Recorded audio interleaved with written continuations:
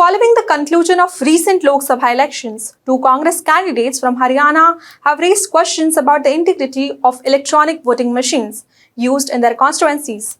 Divyanshu Budhiraja and Mahendra Pratap Singh, who contested from Karnal and Faridabad respectively, have formally approached the Election Commission of India to request re-verification of memory and microcontrollers of EVMs from 6 specific polling booths. Hello and welcome. This is Akanksha and you're watching HW News English. This development marks a significant precedent as 11 candidates from 2024 Lok Sabha elections and state assembly elections have applied verification of the burnt memory of ballot units, control units of EVMs as well as voter-verified paper audit trail units. Among these applicants, 8 contested the Lok Sabha elections while 3 candidates in the assembly election in Andhra Pradesh and Odisha. Divyanshu Budhiraja, who was defeated by former Chief Minister and BJP candidate Manohar Lal Khattar with a substantial margin of 2,32,577 votes, has called for re-verification of EVM at 4 booths. These include 2 booths in Karnal and 2 in Panipat. Similarly, Mahendra Pratap Singh, who lost to BJP leader Krishan Pal Gurjar by nearly 1,70,000 votes, has sought verification for 2 booths in Bhadkal area of Faridabad. In their applications to EC, both candidates have expressed concerns about potential discrepancies in the EVMs and has emphasized the need for thorough and transparent verification process. Budhiraja has also advocated for change in standard operating procedure to ensure a shorter verification period and reduced charges for the process. The Election Commission has accepted the applications for both the candidates in accordance with the established provisions. On June 1st, the EC issued a comprehensive SOP detailing the procedures for application process, including protocols for unit checks, safeguard controls for conducting verification, and required documentation. According to the SOP, the respective state chief electoral officers are required to communicate the list of applicants to EVM manufacturers, with a copy sent to the EC within 30 days of the election results being declared. Notably, the COs have already conveyed this information to the manufacturers 15 days ahead of the stipulated schedule, as highlighted in an EC press note. The SOP further specifies that checking and verification process should commence within 4 weeks, pending the verification of election petition statuses in the relevant constituencies. This verification is to be obtained from registrars of the respective high courts by chief electoral officers. The deadline for filing petitions for the current election cycle is July 19. Upon the receipt of EP status, the manufacturers are to issue schedules for the EVM checking and verifications within 2 weeks. The Supreme Court's decision in April to allow losing candidates the remedy of verification has provided an important avenue for addressing concerns over EVM integrity. While the candidates are required to bear a cost of the verification process, they will be refunded if any tampering is discovered. Now let's discuss what the Supreme Court said in the order. In a judgment on April 26, the Supreme Court upheld the use of electronic voting machines with voter-verified paper audit trail systems, rejecting calls for return to ballot papers for 100% counting of VVPAT slips.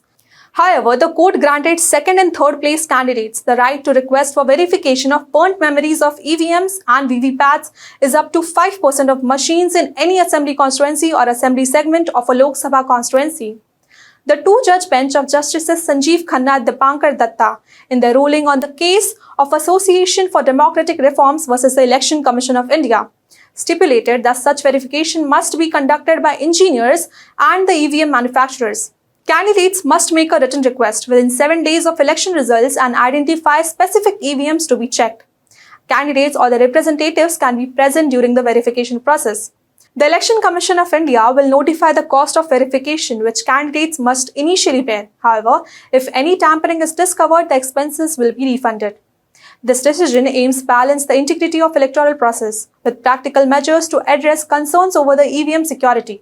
So what is the process to be followed for the verification? Let's understand that. The Election Commission of India has outlined an administrative standard operating procedure for verifying the burnt memory of electronic voting machines and voter-verified paper trails. This follows Supreme Court's directive allowing second and third place candidates to request for verification up to 5% of EVMs in any assembly constituency or segment of any Lok Sabha constituency. Let's have a look at step-by-step verification process. DEO is tasked with overseeing the verification process. Both the second and third place candidates can request verification up to 5% of EVMs and VVPATs. If both candidates make request, each is allowed to verify 2.5% of the machines. Candidates must identify the EVMs to be checked, either by polling station number or unique serial number of the ballot unit, control unit and VVPAT. Submission and deposit. Candidates must submit a written request to DEOs, that is District Election Officer, and deposit Rs 40,000 plus 18% of GST per set of EVMs to manufacturer concerned. The DEOs will compile these applications and forward it to the State Chief Electoral Officer, who will inform the EVM manufacturers, that is Bharat Electronics Limited and Electronics Corporation of India Limited, within 30 days of the result declaration. Now, the verification process will begin 45 days after the results are announced, allowing time for filing of election petitions. The results were declared on June 4, making July 19 the deadline of EPs. Verification will only commence if no EPs are filed. If an EP is filed, verification will start only after the court order. The process should begin within 30 days of manufacturers being informed about the EP status. Verification will take place in designated halls with manufacturers' facilities equipped with strong rooms and CCTV surveillance. Electronic devices are prohibited inside the verification hall, which will have single entry and exit point and armed police security. A total of 11 candidates have applied for verification, covering 118 polling stations. Among these applicants, 3 are each from BJP, Congress candidates, and 1 each from DMK and YSRCP candidates. These candidates include those who lost by narrow margins and by substantial vote difference. For example, the Congress candidate from Kanker in Chhattisgarh lost by 1,884 votes, while the Congress candidate in Karnal, Haryana was defeated by over 2.32 lakh votes. The technical SOP detailing the exact methodology is expected to be released before the first set of verifications, likely in August. That's all for this news report. Till then, keep watching HW News English and also download our app HW News Shorts for the latest news and updates. Stay ahead with our cutting-edge news app. Instantly access the latest shorts in just 1 minute and breaking news in just 50 words. Download now for a smarter, faster news experience.